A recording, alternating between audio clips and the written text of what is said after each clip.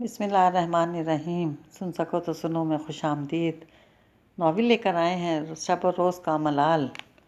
اس کے دوسرے حصے کے ساتھ آپ کی خدمت میں حاضر ہیں۔ امید ہے آپ کو یہ ناول پسند آئے گا۔ اگر پسند آئے تو ہمیں کومنٹ باکس میں ضرور بتائیے گا۔ ہمارے چینل کو سبسکرائب کیجیے گا اور بیل آئیکن کو پریس کرنا مت بھولیے گا تاکہ آنے والی تمام اقساط آپ کو بر وقت ملتی رہیں۔ شکریہ۔ یعقوب امید کی موہم سی کرن کے ساتھ واپس گھر لوٹ آیا۔ یوں تو اس کے بہترے دوست تھے مگر سب اسی کی طرح کنگلے تھے، دل کے بادشاہ لیکن ہاتھ خالی۔ تبھی سے اپنے چاچا اور ماما کا خیال آیا جو اسی شہر میں مقیم تھے اور نسبتاً بہتر زندگی گزار رہے تھے۔ ان کے آگے اپنا دکڑا روں گا تو اپنے خون میں ضرور ابال آ جائے گا۔ وہ یہ بھی جانتا تھا بابا اور ماں اسے اس بات کی کبھی اجازت نہیں دیں گے۔ مرتے مر جائیں گے مگر انا کا کنڈا توڑنا گوارا نہیں کریں گے۔ ماما اور چاچا نے اپنے بیٹوں کے رشتے خاندانوں سے باہر کر دیے مگر اس گھرانے کی بیٹیوں کو نہ پوچھا، شاید اس لیے کہ وہ جہیز دینے کے ساتھ نہیں رکھتے تھے اور ماما چاچا کو اپنے قابل بیٹے کیش کرانے تھے۔ ایسا کرنے سے ان کے قد یقیناً تھوڑے اونچے ہو گئے تھے مگر انہوں نے شاید یہ نہیں سوچا تھا کہ قبر کے قد تو سب کے برابر ہوں گے اور یوں میں حساب جب خون خون کے خلاف گواہی دے گا تو یہ بڑائی کسی کام نہیں آئے گی۔ ان تمام باتوں کی پرواہ کیے بغیر یعقوب چاچا سے ملنے چلا گیا۔ ماں کے آپریشن کے بارے میں انہیں تفصیل بتائی اور تھوڑی مالی مدد طلب کی مگر وہ چٹک کر بولے، دیکھ یعقوب، جتنا ہو سکے گا میں نے بھائی کی مدد کر دی تھی، اب میری ذمہ داریاں بڑھ گئی ہیں، میں اس پوزیشن میں نہیں رہا کہ تھوڑی سی بھی مدد کر سکوں، اور تم بات کر رہے ہو ہزاروں کی۔ یعقوب نے دھیمی آواز میں منت بھرے لہجے سے کہا، زیادہ نہیں تو چاچا تھوڑی مدد کر دیجئے، ماں کی حالت بہت خراب ہے، کتنی مدت سے آپ ہمیں ملنے بھی نہیں آئے۔ چاچا کو جیسے بچھو نے ڈنک مار دیا، ملنے کیا خاک آئیں، بھائی اور بھابھی سیدھے منہ بات نہیں کرتے، باہر سے لڑکیاں کیا بیاہ لائے ہیں، مجرم بن کر رہ گئے ہیں، اب لڑکوں کی مرضی کے آگے والدین کا زور کب چلتا ہے، یوں بھی ہر آدمی اپنی مرضی کا مالک ہے، زبردستی نہیں کی جا سکتی۔ یعقوب خود ہی مجرم سا بن گیا، اب تو ایسی کوئی بات نہیں چاچا، سبھی تمہیں یاد کرتے ہیں۔ چاچا کا منہ ٹھکانے پر نہ آیا، انہوں نے اسے بالکل گھاس نہ ڈالی اور وہ مایوس ہی لوٹ آیا۔ وہ جانتا تھا چاچا محض بہانے بازیوں سے کام لے رہا تھا، توفیق اس کی بتیری تھی اور ان لوگوں نے ان کے ساتھ کوئی زیادتی بھی نہیں کی تھی۔ اس کے قدم وہ ماما کے گھر کی طرف اٹھ گئے۔ اسے یقین واثق تھا کہ بھائی بہن کی تکلیف برداشت نہیں کر سکے گا، بہنوں کے ساتھ بہت نرم جذبات وابستہ ہوتے ہیں۔ ماما نے بڑی شفقت کے ساتھ اسے گلے لگایا۔ اس نے ماں کی تکلیف کے بارے میں تمام احوال کہہ ڈالا کہ کس طرح اسے گھروں کے کام سے بھی چھٹی ہو گئی ہے، پیسے کی بہت تنگی ہو گئی ہے، گھٹنے کا آپریشن نہ ہوا تو ماں بھی بستر کی ہو کر رہ گئی تو وہ تنگی کیسے دور ہوگی۔ ماما نے برائی ہوئی آواز میں اپنے جذبات کا اظہار کیا، میں تو اپنی بیماری کی وجہ سے تمہاری طرف آ ہی نہ سکا پتر، مجھے خبر نہیں تھی تم لوگ اس مشکل میں مبتلا ہو۔ یعقوب نے موقع دیکھتے ہی مدعا کہہ ڈالا، کچھ رقم کو بندوبست ہو جائے، ماما تو ماں کا آپریشن کروا لیں۔ ماما کی مجبوری زبان پر چلی آئی، میری بیماری ہی سانس لینے نہیں دیتی پتر، سارے پیسے اسی پر لگ جاتے ہیں، کچھ باقی نہیں بچتا، بڑی مشکل سے گھر والوں کی دال روٹی چل رہی ہے، دوائیوں کا تم جانتے ہو کتنی مہنگی ہیں، کھال ادھیڑ کر رکھ دیتی ہیں غریب آدمی کی۔ مایوسی نے یعقوب کی روح قبض کر لی، زبان حلق سے جا چپکی، ابلتی ہوئی آنکھوں میں برف کی ڈلیاں جم گئیں۔ ماما اپنی بیماری کی تفصیل بتا رہے تھے اور وہ آنے والے عذابوں کا تخمینہ لگاتا رہا کہ زندگی کے کس کس موڑ پر کیسے کیسے عذاب جھیلنا پڑیں گے۔ ماما کے لب مسلسل ہل رہے تھے مگر وہ اجازت لیے بغیر چپ چاپ وہاں سے اٹھ گیا۔ جانتا تھا دنیا میں ہر کسی کی اپنی اپنی پٹاری کھول کر اپنے اپنے عذابوں سے نمبردآزما ہونا پڑتا ہے، کسی کے گریبان میں بھی جھانکو گے سینہ زخموں سے تار تار ملے گا۔ وہ یہ بھی جان چکا تھا کہ ماں کا آپریشن اب نہیں ہو سکے گا، پیسوں کا بندوبست کرنا ممکن نہیں، ماں بھی بابا کی طرح بستر کی ہو کر رہ جائے گی۔ سوال یہ پیدا ہوتا تھا کہ ایسی صورتحال میں خرچے کا کیا ہوگا، گھر میں پیسے آنے کم ہو گئے اور اخراجات روز بروز بڑھتے چلے جا رہے ہیں۔ تینوں بہنیں بھائی کی مدد کے لیے آگے بڑھ آئیں۔ ایک نے تسلی دی، بھائی میں قریشی کا کام بھی جانتی ہوں، اگر کسی طرح مجھے یہ کام دلوا دو تو دن رات ایک کر کے ڈھیر سارا کام نمٹا سکتی ہوں۔ دوسرے نے سہارا دینے کی کوشش کی، اور میں نیٹنگ بہت اچھی کر لیتی ہوں، مجھے یہ کام مل جائے تو ہمارا مسئلہ تھوڑا بہت حل ہو سکتا ہے، لوگوں کو بازار سے کم قیمت پر سویٹر ملیں گے تو خوب بکری ہوگی۔ تیسری بھی کسی سے پیچھے رہنا نہیں چاہتی تھی، میں مردانہ قمیص شلوار بہت عمدہ سی لیتی ہوں بھائی، ये काम मैं करने लगूं तो माँ के काम की कमी इसी एक से पूरी हो सकती है। याकूब ने धीमी आवाज़ में कहा, ठीक है, मैं कोशिश करके देख लेता हूँ। महीने भर वो इसी कोशिश में लगा रहा। कई दुकानदारों से बात की, कई टेलर मास्टरों से पूछा कि जितना नफ़ा वो लेना चाहें ले लें, काम उम्दा मिलेगा, मगर कहीं बात ना बन सकी। याकूब नहीं जानता था कि यूँ बात बनना भी नहीं करती। हर किसी के अपने कारीगर होते हैं। किसी की चलती हुई रोटी पर लात मारना इन्हें गवारा नहीं था। ऐसा शाज़ और नादिर ही होता है कि कोई मौका निकल आए। इतनी आसानी से मजदूरी भी नहीं मिला करती। याकूब के साथ बहनों की सांसें भी बोझल हो गई थी, यूँ अटक अटक पसीने से उभर रही थी। वह ज़िंदगी का सारा बोझ छाती पर आन गिरा हो।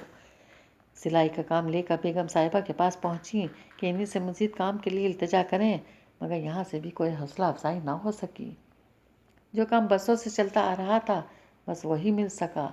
इन्हीं दिनों बहू के यहाँ बेटी ने जन्म लिया तो खुशी के साथ साथ सबके चेहरे उतर गए। खर्चा कम होने के बजाय बढ़ता जा रहा था। जाने बाज़ औक़ात पैसे की अहमियत इंसान से भी क्यों सबकत ले जाती है। रिश्तों की हरारत भी इसके आगे दम तोड़ देती है। अब दाल रोटी तो चल रही थी, मगर ऐसी रूखी सूखी के बमुश्किल हलक से नीचे उतरती थी। इस पे भी शुक्र के कलमात हम वक्त इनके लबों पर रहते।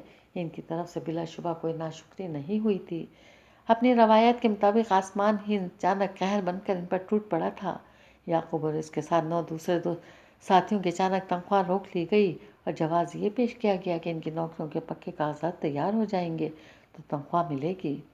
अब कच्चे कागज़ों पर तनख्वाह नहीं दी जाएगी और इन पक्के कागज़ों पर सोसाइटी के कानून के मुताबिक गवर्निंग बॉडी के तमाम मेंबरों के दस्तखत होना ज़रूरी है। अगले 5 माह तक ये पक्के कागज़ात तैयार ना हो सके।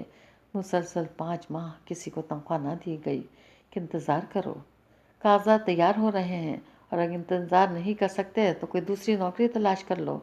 सब जानते थे दूसरी नौकरी थाल में सजी नहीं रखी कि ज़रा सा हाथ बढ़ा के इसे हासिल कर लें। इसकी खातिर नाक से लकीरें निकाल निकाल कर थक जाएं तो भी शायद हाथ ना आ सके। वो ये भी जानते थे कि सब नए अफसर की चालबाजियां हैं कि तंग आकर वह खुद ही यहाँ से चले जाएं। इनकी जगह कोई दूसरे आदमी भर्ती करने का प्रोग्राम होगा। हर इंसान अपनी गज़ का बंदा है, दूसरे की परवाह करना इसका शैवा नहीं। मजबूरी व बेबसी के सांप सब वर्कर्स के वजूद में कुंडली मार कर बैठ गए। रोज़ाना काम पर आते रहे, दिन भर काम करते रहे, इस उम्मीद पर कि अफसर खुश रहेगा तो इसकी नौकरियां बहाल हो रहेंगी। चुपके चुपके नई मुलाजमत की तलाश भी जारी रखी, मगर कहीं से कोई काम ना मिल सका। ऐसा लगता था नौकरियों का काल पड़ चुका है। आजमाइश बिलाशुबा कड़ी थी। पैसों के बगैर इनकी ज़िंदगी अजियत करने वाला बनती जा रही थी। सुख चैन करार सब इसी की भेंट चढ़ गया था, मगर मोहम सी उम्मीद के साथ चलते हुए वो सब मुस्तकिल मिजाजी से काम किए जा रहे थे। काम की शिकायत नहीं होने देते थे। हर सख्ती अपनी जानों पर झेलते चले जा रहे थे, लेकिन कब तक ऐसा हो सकता था। इन्हें मालूम नहीं था आने वाला कल इनके लिए कौन सा अजाब लिए राह तक रहा है। इन 5 माह के दौरान में याकूब के घर सिर्फ एक वक्त की रोटी चलाने के लिए हर मुमकिन शय बिक चुकी थी। अच्छे वक्तों के बनाए हुए चंद जेवर जो बेटियों बहुओं के लिए संभाल कर रखे हुए थे एक एक करके बिक गए। बिस्तर बर्तन तक नहीं रहे जो लड़कियों की जहेज़ के लिए बनाए हुए थे। इस अरसे में घर के अंदर मुकम्मल तौर पर झाड़ू फिर चुकी थी, फिर भी भूख से सांसें उखड़ी रहती थी, पेट की आंतें सुकड़ गई थी। जो कुछ भी इसकी नज़र करते जाने कहाँ गायब हो जाता। आंतें सुकड़ी की सुकड़ी रह जाती। भूख की अफरियत ज़ुबान निकाले हाँफते रहते। नन्ही जान भी हर वक्त भूख से बिलखती रहती थी। माँ को खुराक में असर होती न बच्ची का माँ का दूध नसीब होता। महबूब पढ़ना लिखना भूल चुका था। पथराई हुई आंखों से ठंडे चूल्हे को तकता रहता था। इलाज न होने की वजह से बाबा बिस्तर पर पड़ी जिंदा लाश मालूम होते थे। माँ ने पता नहीं कैसे छाती पर सब्र की वजनी सिल रख छोड़ी थी। अपनी तकलीफ का एहसास होने देती थी, ना ही घर वालों को तशफ़ी के 2 बोल कहती थी। वजूद के अंदर लावे की तरह खोलती हुई दर्द की टीसों को बाहर निकलने देती थी, ना ही दूसरों के दर्द पर मरहम रखती थी। जाने से क्या हो गया था, पत्थर के सिल में कोई जोंक क्यों नहीं लग रही थी। बाबा का मर्ज भी सीने में जूं का तू परवरिश पा रहा था और बिना दवा दारू के इन्हें संभाले हुए था। दवाएं तो एक अरसे से घर में नहीं आई थी। माँ भी बिना दवा के ही जिंदा थी। बीमारी का एहसास मर गया था। भूख इसके घर में दन दनाती फिर रही थी। बाकी सारी हिस्सियात दम तोड़ चुकी थी।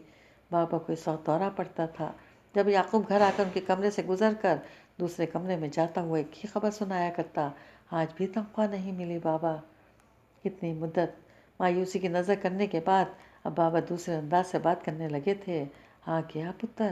اور یعقوب سر جھکا کر کہہ دیا کرتا، ہاں بابا۔ کھانستے کھانستے بابا کی سانسیں اکھڑنے لگتی تو ماں انہیں تو سانسوں کا واسطہ دینے پر مجبور ہو جایا کرتی۔ اس وقت سینے پر دھرا پتھر خود بخود سلگ جاتا۔ سنبھالو اپنے آپ کو حافظ جی، دل ہلکا رکھو، سانسوں کی گزرگاہ پر ڈکے باندھ دو گے تو کیسے رواں رہیں گے؟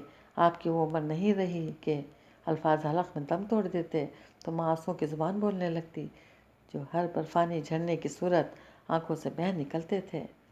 بلا شبہ آسمان قہر بن کر ٹوٹ پڑا تھا، پھر بھی اس گھرانے کے افراد کی سانسیں دھیرے دھیرے رواں تھیں۔ ان کے گلے میں پھندے اس وقت آن پڑے جب بچوں کا سلائی کا کام آنا بھی بند ہو گیا۔ بیگم صاحبہ نے ڈیفینس میں اپنا بنگلہ بنوا لیا تھا، اس میں اپنا بوتیک کھول لیا اور ساری کاریگروں کی رہائش کا بندوبست بھی وہیں کر دیا تھا۔ اب انہیں بچوں کی مدد کی ضرورت نہیں رہی تھی۔ اس خبر کے ساتھ اس گھرانے کا چولہا یکا یک بالکل ٹھنڈا ہو گیا۔ ایک وقت کی روٹی کا آسرا بھی ٹوٹ گیا۔ مانگتے تانگے کے پیسوں سے کتنے روز زندگی کا چھکر کھینچ سکتے تھے، نوبت فاقوں پر آن پہنچی۔ اس روز بھی ان کا 2 روز کا فاقہ تھا۔ جب یعقوب خالی ہاتھ گھر لوٹا، سب کی پتھرائی ہوئی نظریں موت کے پیامبر معلوم ہو رہی تھی۔ یعقوب کو یقین واثق ہو گیا کہ وہ انہیں زندگی کی طرف کھینچ کر نہیں لا سکے گا۔ موت کی اندھی وادی انہیں اپنا نوالا بنا کر رہے گی۔ وہ کیسے انہیں اس اندھیر نگری کی نظر ہونے سے بچائے، اس کی عقل معاف ہوئے جا رہی تھی۔ بابا نے ہمیشہ کی طرح ٹوٹے ہوئے لہجے میں پوچھا، آ گئے پتر؟ کوشش کے باوجود اس کے لب وا نہ ہو سکے، دانتوں میں دندل پڑی رہی، پھٹی پھٹی آنکھوں سے تکتا رہ گیا۔ آج تو قدم بھی آگے نہیں بڑھ رہے تھے۔ وہ مشکل دیوار کا سہارا لے کر دوسرے کمرے تک پہنچا جہاں ادموئی بیوی بستر پر چت پڑی تھی۔ ننھی بچی اس کی چھاتی سے چمٹی بھوک سے نڈھال سسکتی بلکتی ہوئی منہ مار رہی تھی۔ تینوں بہنیں فرش پر چٹائی ڈالے یوں سکڑی بیٹھی تھی گویا موت کے عرضے سے نمبردار زماں ہو رہی ہوں، اور محبوب ان کے قدموں میں منہ اوندھائے یوں ساکت پڑا تھا گویا کوئی دم کا مہمان ہو۔ ان سب کی آنکھوں کے سوتے خشک تھے اور سارے آنسو جلتی ہوئی روح پر گر کر اسے دھواں دھواں کیے جا رہے تھے۔ کسی میں اتنی سکت نہیں تھی کہ نظریں اٹھا کر یعقوب کی طرف دیکھ لیتا۔ سب جانتے تھے آج بھی وہ ناکام خالی ہاتھ ہی لوٹا ہے۔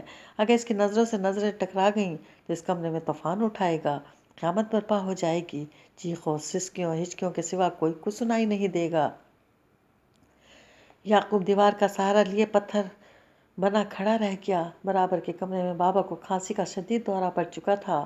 ماں گرتی پڑتی ان کے قریب چلی آئی، اپنے بے جان ہاتھوں سے انہیں سنبھالنے کی صحیح کرنے لگی۔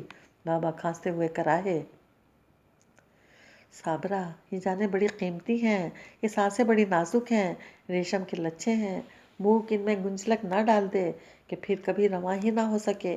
ماں کے سینے پر دھرا حوصلے کا پتھر ریزہ ریزہ ہو گیا۔ ایسا مت کہیں حافظ جی، ایسا مت سوچیں، رب رازق ہے، پیدا کیا ہے تو روزی بھی وہی دے گا۔ یہ دعا کریں کہ ہماری آزمائش کو بس اب ختم کر ڈالیں، ہم اسے اور لمبا کھینچنے کی ہمت نہیں رکھتے۔ قبولیت کی گھڑی تھی، دعا قبول ہو گئی مگر انداز دوسرا تھا۔ صبح سویرے مشکوک سی بو سونگھ کر جب ہمسایوں کے کھٹکھٹانے پر دروازہ نہ کھلا تو دروازہ توڑ ڈالا۔ دونوں کمروں میں جہاں بند کھڑکی اور بند روشن دان کے ذریعے ہوا کا گزر نہیں ہوا تھا، گھر کے سب افراد کو مردہ پایا۔ کمرے سے ملحق کچن میں گیس کا پائپ کھلا ہوا تھا جس نے ان سب کو اپنی لپیٹ میں لے لیا تھا۔ یعقوب کی مٹھی میں سے ایک خط بھی برآمد ہوا تھا، لکھا تھا، اس گھرانے کا بوجھ میں اپنے کندھوں پر سہ نہیں سکتا، انہیں بھوک سے بلک بلک کر دم توڑتے ہوئے دیکھ نہیں سکتا، اس لیے گیس کا چولہا کھول کر اپنے سمیت ان سب کو بھی زندگی کے دکھوں سے آزاد کر رہا ہوں۔ ہم نے تو جتنا جینا تھا جی لیے، خدا ہمیں مجبور اور بے بس سمجھ کر ہماری بخشش فرمائے۔ ہاں ایک عرض داشت ہے، کل کے اخبار میں جب یہ خبر شائع ہو تو ایک نوٹ بھی ضرور تحریر کر دیا جائے کہ ہماری جانوں کے صدقے ان مظلوموں کی زندگیوں کو بچا لیا جائے جو میرے ساتھ اس آزمائش کا شکار ہیں، ان کے لیے زندگی کے دروازے بند نہ کیے جائیں۔